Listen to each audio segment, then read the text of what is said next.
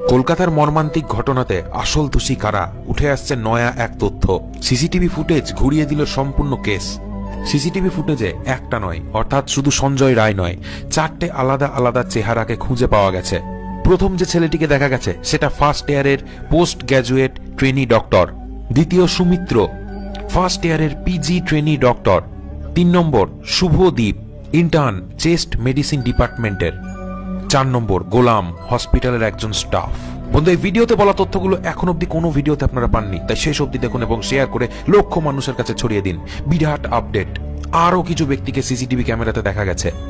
8 এবং 9 আগস্টের রাত্রিবেলায় যে ঘটনাটি ঘটেছে সেই সব কিছুর এভিডেন্স সিবিআই জোগাড় করে ফেলেছে।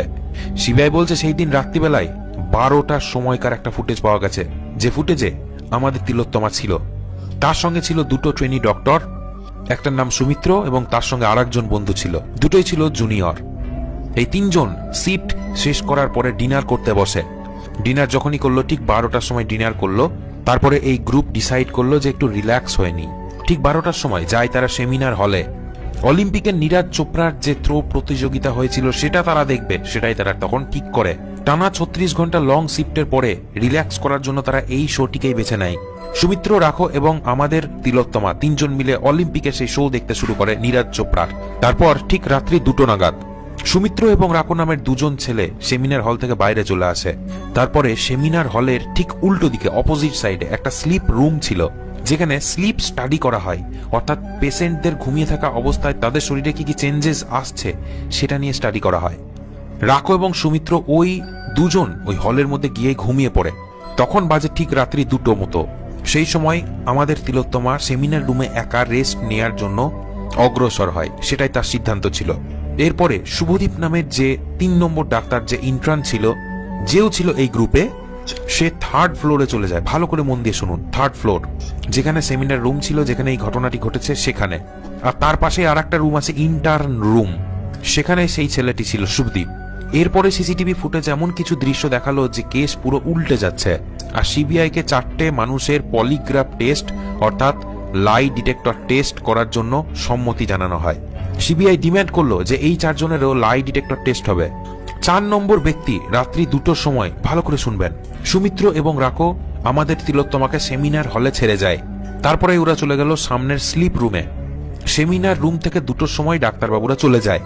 সেই সময়তে সেই জায়গাতে অর্থাৎ চত্বরে ছিল একা আমাদের তিলোত্তমা। ঠিক রাত্রি 3:42 যখন হয়, সঞ্জয় রয় পার্কিং এ দেখা যায় তাকে। হসপিটালের গেটের সামনে সে তার বাইককে দাঁড় করায়। 3:48 যে সময় হয়, তখনই সেই ফ্লোরের বিল্ডিং যেখানে এই ঘটনাটি হয়, সেই ইমার্জেন্সি বিল্ডিং এর ভিতরে ঢুকেছিল সঞ্জয়, ঠিক যখন 3:48 বাজে সেই সময়।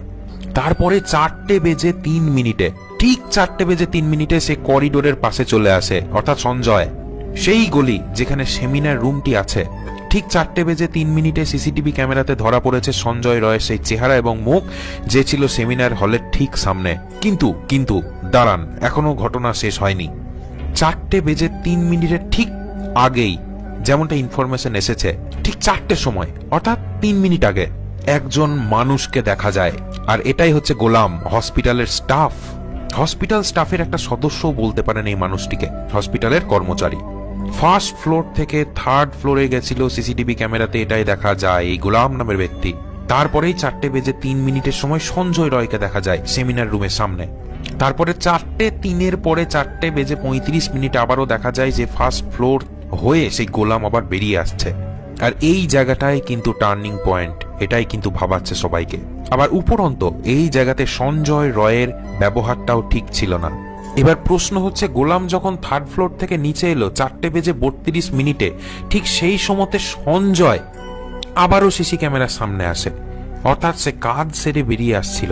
তারপর ঠিক 4:37 সে তার বাইক নিয়ে হসপিটালের চত্বর ছেড়ে চলে যায়। এবার ঠিক এখানে কোন জায়গায় সমস্যাটা হচ্ছে ভালো করে শুনুন। সিবিআই যেটা নিয়ে ভাবছে ঠিক সেই জায়গাটা ভালো করে বলি। সেই ফ্লোরের মধ্যে যখন এই ঘটনাটি ঘটে, যেখানে এই ঘটনাটি ঘটে, সেখানে 4টে মানুষ ছিল। প্রথম হচ্ছে সেই বন্ধু সুমিত্র এবং রাকু। সেই দুজনা সেমিনার হলের ঠিক সামনে যেখানে স্লিপ রুম ছিল সেখানে তারা রেস্ট করছিল। আবার ওখানেই ওই ফ্লোরেই একটা ইন্টার্ন রুম আছে, যেখানে শুভদীপ নামের ছেলেটিও ছিল এবং রেস্ট করছিল। আর ঠিক ওই সময়তে গোলাম নামে স্টাফটিও, অর্থাৎ ঠিক ওই 30 মিনিটের মধ্যেই যখন সঞ্জয় এন্টার করে এবং যখন সঞ্জয় বেরিয়ে যায়, এই টাইম পিরিয়ডটার মধ্যেই গোলামও কিন্তু ওই ফ্লোরের মধ্যে যায়। 4 জন তো এমনিই ছিল সেই ফ্লোরে, একজন ট্রেনি ডক্টর, আমাদের তিলোত্তমা এবং তার আরো 2টো বন্ধু। আর সমস্যা হচ্ছে সেই 29 মিনিটের মধ্যে সবার থাকার সত্ত্বেও সেখানে এই ঘটনাটি ঘটে। মানে এই সকল ঘটনাটি ঘটেছে ওই 29 মিনিটের মধ্যে, টোটাল আধ ঘন্টার মধ্যে। এমনভাবে বডি ড্যামেজ করা হয়েছে যে শরীরের কোনো অঙ্গ প্রত্যঙ্গ ঠিক ছিল না। আর এই ঘটনাটি একটু হজম হচ্ছে না। 29 মিনিটের মধ্যে এত বিভৎসভাবে সেই সব কিছু করা কিন্তু একদম হিসেবে মিলছে না। এরপরে সঞ্জয় রয় মারাত্মক নেশা করেছিল, সিবিআই জানিয়ে দিয়েছে। এছাড়াও সে তার আগেই প্রমাণও দিয়েছে, কলকাতা পুলিশও একই কথা বলেছিল। এবার মেন প্রবলেম হচ্ছে এত কিছু ঘটনা ঘটার পরেও একটা সাউন্ড, একটা চিৎকার, একটা গলার আওয়াজও পাওয়া যায়নি সেই রুমের বাইরে। সেই ফ্লোরে থাকা আরো যে 3-4 জন ছিল তাদের কানেও কি সেই আওয়াজ যায়নি? প্রশ্ন একটাই সিবিআই এর। আবার উল্টো দিকে আর একটা খবর উঠে আসছে যে সেই ঘরের দরজা লক করা যেত না, কারণ তার শিকল ছিল ভাঙা। আর এই একটা কারণেই সিবিআই এই 4 জনের পলিগ্রাফ টেস্টের জন্য দাবি করেছে। রাকো, সৌমিত্র, শুভদীপ এবং গোলাম, এই 4টে মানুষের পলিগ্রাফ টেস্ট হতে চলেছে। আর এই টেস্টটাও হবে আর কিছুক্ষণের মধ্যেই, কিছু সময়ের মধ্যেই। এটা এমন একটা টেস্ট যেখানে শরীরের উপরে ফিজিওলজিক্যাল যে চেঞ্জেস গুলো ঘটে সেগুলোকে ক্যাপচার করে। প্রচুর প্রশ্ন করা হবে, প্রাসঙ্গিক এবং অপ্রাসঙ্গিক, আর সেই সময় দেখা হবে শরীর কিভাবে রিয়্যাক্ট করছে। যাকে প্রশ্ন করা হবে তার শরীরের একাধিক জায়গাতে থাকবে বিভিন্ন সেন্সর এবং মেশিন লাগানো। যে সময়তে প্রশ্ন করা হয় সেই সময় হার্ট বিট চেক করা হয়, ব্লাড প্রেসার চেক করা হয়, ব্রিদিং রেট মানে নিঃশ্বাস প্রশ্বাস কিভাবে সে নিচ্ছে সেটাকে চেক করা হয়। এছাড়াও চেক করা হয় স্কিনের কন্ডাক্টিভিটি। কেউ কি কোনো প্রশ্নকে লুকিয়ে যাচ্ছে, এড়িয়ে যাচ্ছে, কোনো কি সত্যিকে গোপন করছে, এগুলোই চেক করা হয় এই লাই ডিটেক্টর টেস্টের মাধ্যমে। দেখুন, এই ঘটনাকে ঘটালো তার পিছনে প্রচুর প্রশ্ন আছে, অনেক কিছু ঘটতে পারে, অনেকে এই কাজ করতে পারে। কিন্তু নির্যাতিতার মা এবং বাবা, তাদের পরিবার সিবিআই কে যা যা বলেছে তা শুনলে অবাক হবেন। সিবিআই এর উপরে 100% আস্থা আছে, ভারত সরকারের উপরে 100% আস্থা আছে তার পরিবারের। পরিবার বলেছে যে 1-এর বেশি মানুষ ইনভলভ থাকতে পারে এই ঘটনার মধ্যে। এটা কোনো একজন মানুষের করা কাজ নয়, এটা তারা সন্দেহ করছে। এবার যদি হিসেব করা হয় তাহলে দেখতে পাবেন সেখানে 4 জন ব্যক্তি ছিল, আর ওই 4 জনের মধ্যে কেউ কিছু আওয়াজ শোনেনি। এত বড় ঘটনা ঘটে গেল। তো সেমিনার হল যেটা আছে, যেখানে ভিতরের আওয়াজ বাইরে আসে না, সেটাকে এমন ভাবে বানানো হয়েছে যে ভিতরের আওয়াজ যেন একটু লিক না করতে পারে, সাউন্ড প্রুফ বানানো হয়েছে সেই ঘরটিকে। তো এই কারণেও হতে পারে তার চিৎকার হয়তো বাইরে আসেনি, কিন্তু এর বাইরেও আরো অনেক সম্ভাবনা রয়েছে। আবার এটাও হতে পারে সেই কলেজের কর্তৃপক্ষেরই হাত আছে এটার উপরে। তো এর উপরে অনেক রকম থিওরি অনেক মানুষই দিচ্ছে, কিন্তু তাদের বিরুদ্ধে কোনো প্রমাণ বা সত্যতা নেই। দেখুন, সত্যতার প্রমাণ অনেক সময় না থাকলেও অনেক কিছু প্রুভ করা যায়। এর মধ্যে একটা পলিগ্রাফ টেস্ট। আরজিকর মেডিকেল কলেজের প্রিন্সিপাল সন্দীপ ঘোষকেও যদি পলিগ্রাফ টেস্ট করানো হয়, যেটা হবে কিছুক্ষণের মধ্যেই, তাহলে অনেক তথ্য বেরিয়ে আসবে।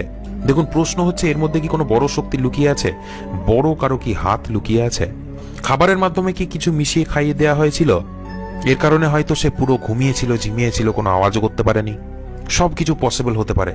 4-5-এর বেশি লোক এখানে থাকতে পারে, আবার 2-3 জন ব্যক্তিও থাকতে পারে। সিবিআই যখন সবাইকে প্রশ্ন করে তখন সবার প্রশ্নের উত্তরগুলো নর্মাল ছিল না, ইনকনসিস্টেন্সি ছিল, ঠিকঠাক মিল ছিল না। সবার উত্তরে অর্থাৎ সবার জবাবেই যেন একটু গড় মিল পেয়েছে সিবিআই। এবার দেখা যাক ভবিষ্যৎ কি বলে। তো আপনার কি মনে হয়, জাস্টিস কি পাওয়া যাবে? অবশ্যই কমেন্ট সেকশনে কমেন্ট করে জানাবেন। ভিডিওটি দেখার জন্য অনেক ধন্যবাদ।